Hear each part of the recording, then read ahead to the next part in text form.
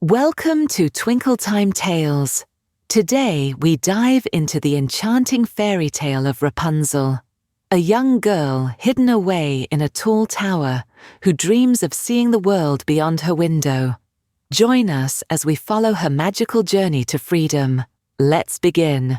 Once upon a time, in a small cottage in a little village, lived a young woodcutter and his wife. They loved each other deeply, but for a very long time, the couple were childless and prayed fervently for a child. Their prayers were finally answered, and they waited eagerly for their little bundle of joy to arrive. One day, when the wife was looking out of her cottage window, she espied the biggest and freshest-looking lettuce she had ever seen. She was overcome with a great desire to consume the lettuce. However, the house next door belonged to an evil sorceress named Gothella. The villagers were frightened of the witch's evil spells and magic, and no one dared enter her garden. And so the poor woman lost her appetite for all other food and grew pale and sick. The woodcutter could not bear to see her in this state. She told him of her craving for the lettuce, called rampion in the local language, from the witch's garden. The young man was a little taken aback by this unusual request from his wife, but promised to get the lettuce for her. That very night, he climbed the high wall around Gothella's garden, pulled some of the lettuce, and took it back to his wife. She was delighted and immediately turned it into a fine pickled salad. After some days, the wife was overcome with a desire to eat the lettuce again. She beseeched her husband to go to the witch's garden one more time. Although afraid, he climbed the high wall a second time and jumped into the garden. But just as he grabbed a handful of the lettuce, a dark shadow fell over him. He turned around fearfully and was terrified to see the sorceress standing behind him. How dare you steal from my garden without my permission? The young man begged for forgiveness, but the witch laughed. Forgiveness? What's that? Never heard of it. You have trespassed into my garden, and you shall pay the price for it. The woodcutter told her the story of his pregnant wife and her craving for the lettuce. You are going to have a baby? Now, isn't that wonderful? You can take as much of the rampion as you like for your wife, but on one condition. When your baby is born, I will come and take your baby in exchange for my rampion. Desperate to escape from the clutches of the witch, the man agreed. After some days, a beautiful baby girl with golden hair and sparkling blue eyes was born. The couple was overjoyed to see their baby, but their happiness was short-lived. At the sound of the baby's first cry, there was a knock at the door. The witch had arrived to remind the couple of their promise. The couple begged and pleaded for mercy, but nothing would stop Gothella from taking the baby. Stop creating a fuss. I will take good care of her, perhaps better than you would. And as she was born after eating my magical rampion, I will name her Rapunzel. And with a cackle of evil laughter, she was gone. The witch took the baby to the deep, dark forest, and using her powerful magic, she created a tall tower too high and difficult for any man to climb. There was no entrance, no doors, and no staircase going up. At the top of the tower was a single room with a small window, and there, deep in the forest and far from the world, Rapunzel took her first steps. As the years passed, she blossomed into a beautiful young maiden. One day, when Rapunzel turned 16, the witch said, Rapunzel, I have some matters to attend to outside, dear. I will be away in the mornings, but will come to visit you every evening. Can't I come with you, Mother? I would love to see the world outside. Hush, my dear. Never, ever wish for that. The world outside is a bad place, full of wicked men and women, evil demons, and fearful monsters. Not the best place for a young girl like you. You'll be safest here, dear. The witch then uttered a magic spell, and suddenly Rapunzel's golden hair began to grow longer and longer till it was a great big heap on the floor. She then braided her hair. When I come to visit, I will call for you to let down your hair and climb up using your golden braids as a ladder. No one, other than me, will be able to see you.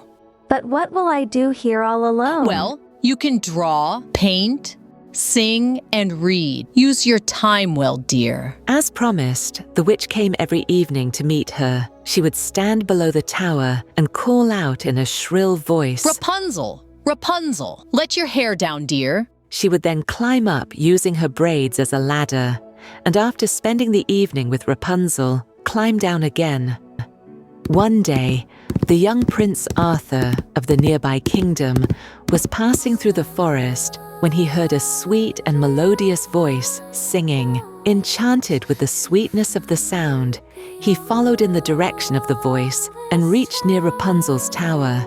He looked up and saw a beautiful young maiden at the window singing. He tried calling out, but she was too far up and could not hear or see him. He tried to find an entrance to the mysterious tower, but even after circling the tower twice, he could not see any way of going up. Suddenly, there was a crackling sound of the dry leaves. The prince immediately hid himself behind some trees. To his amazement, he saw a witch standing and calling out to the maiden in the tower, Rapunzel, Rapunzel, let your hair down, dear. As the prince watched, wide-eyed, the girl undid her bun. The witch climbed up and, after some time, came down the tower in the same way and left. The prince returned to his kingdom, but he could not forget Rapunzel. He knew he had fallen in love with the mysterious maiden in the tower and wished to see her again.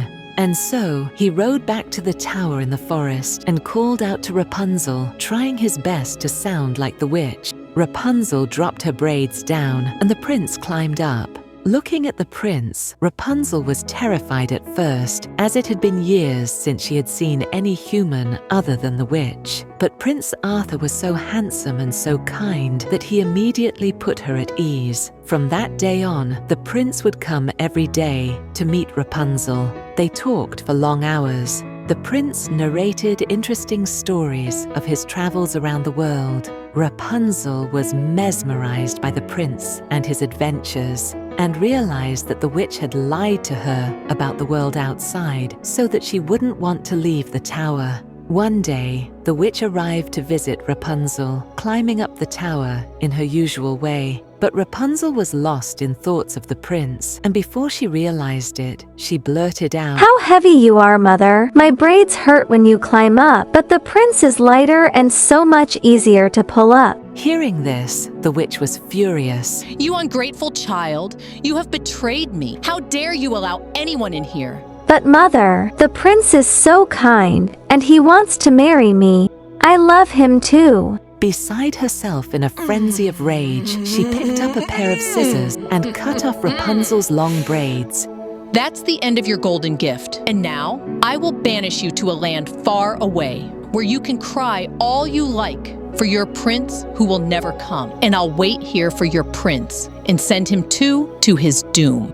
The next moment, Rapunzel found herself in a big, hot desert. After wandering around for some days, she finally found a small cave, and she stayed there for a long time. The prince came to the tower as usual and was greatly alarmed to see the evil witch waiting for him. The witch laughed as she pushed him down. The prince fell to the ground into some thorny bushes. The thorns pierced his eyes, making him blind. Without eyesight, the prince wandered around aimlessly for some years.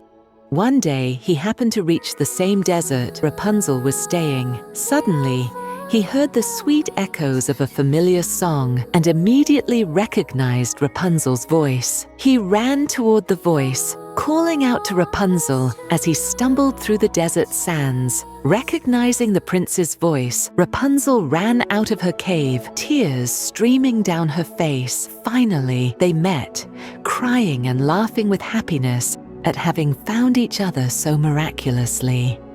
And lo and behold, as Rapunzel's tears fell on the prince's eyes, a miracle happened. The prince regained his eyesight, and he could see the world and his beloved again. Joyously, they returned to the prince's kingdom, where the prince and Rapunzel were married in a splendid ceremony, and all the nearby kingdoms were invited. They were crowned king and queen and ruled their kingdom wisely and well for many years. Thank you for listening to this magical tale. We hope Rapunzel's journey filled your heart with wonder and joy. If you enjoyed this story, Don't forget to like, share, and subscribe to Twinkle Time Tales, where stories old and new come alive. Until next time, keep dreaming, keep believing, and keep the magic alive.